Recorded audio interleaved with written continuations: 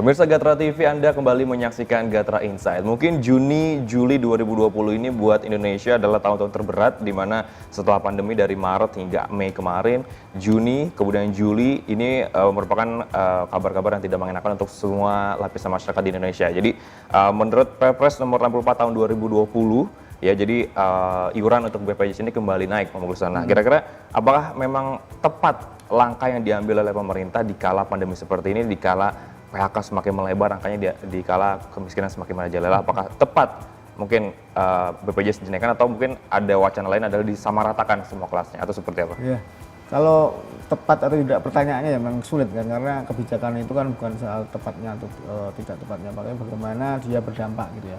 Kalau pemerintah mungkin menaikkan punya alasan sendiri, karena untuk menutup defisit gitu kan, dia harus menaikkan.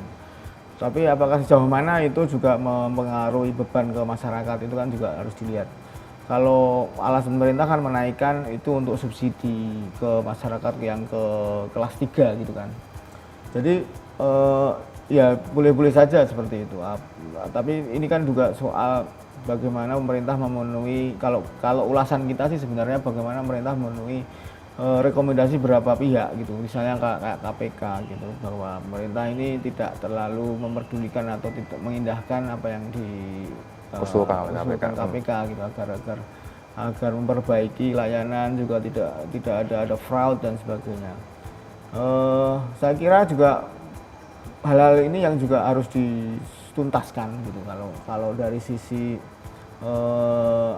kebijakannya. Kalau tadi mungkin pertanyaannya, kalau menaikkan itu benar apa enggak atau tepat apa enggak, ya saya kira memang di tengah kesulitan kita semua, saya kira juga kebijakan pemerintah pasti ada negatifnya gitu ya, pasti ada dampaknya. Tapi sejauh mana itu menolong, misalnya tadi yang diinginkannya kan untuk ini kan gotong royong gitu kan, asas gotong royong. Alasan pemerintah kan seperti itu, bahwa yang punya, yang masih mampu, kemudian bisa menolong yang tidak mampu, kurang mampu. Oke. Saya kira kita setuju kalau konsep seperti itu. Tapi sejauh mana, apakah itu membebani atau tidak? Karena pemerintah juga kalau mereka bilang tetap melakukan subsidi gitu, menerima subsidi untuk dana kesehatan ini ke masyarakat miskin. Saya kira, tapi apakah itu kekuatan pemerintah segitu, atau mungkin juga pemerintah juga mencari dana juga lebih inovatif juga gitu, harus seperti itu, sehingga rakyat tidak terbebani dengan tadi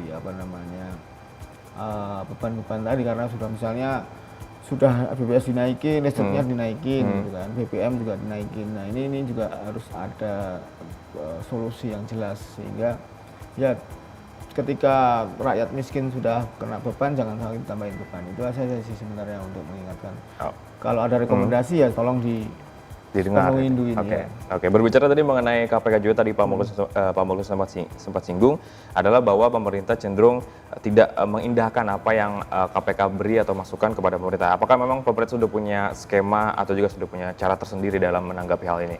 Ya, kalau rekomendasi kan pastinya ya boleh dilaksanakan, boleh tidak. Tapi kalau pemerintah seharusnya mematuhi gitu ya, misalnya tidak harus menaikkan. Saya kira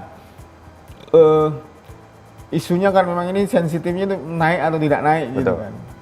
Bagaimana pemerintah membuat isu ini tidak terlalu berdampak, itu sebenarnya itu juga salah satu hal yang harus dilakukan.